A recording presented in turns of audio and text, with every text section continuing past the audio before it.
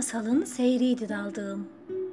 Maviydi ve mavi en çok onun gözlerinde güzeldi.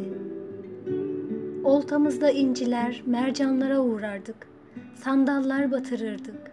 Hece hece yıldızlı gecede yakamozlar dökülürdü üzerine. Hepsini bana verirdi de vermezdi ağarmış iskeleye gölgemi bile.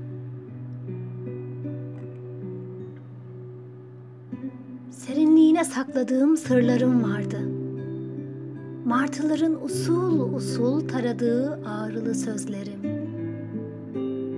Gülmüşlüğü vardı deniz fenerinin.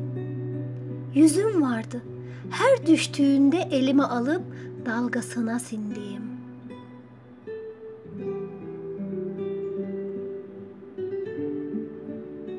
Dağ anlar mı beni? Yeşil anlar mı? Şehir anlar mı?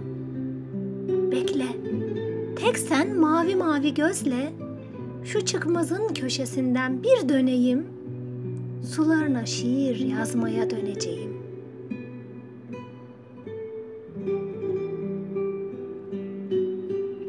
Bir masalın seyriydi daldığım. Maviydi ve mavi en çok onun gözlerinde güzeldi. En çok onun gözlerinde. Şiir İlkay Kozak. Yorumlayan Hatice Türkmen Yurtseven.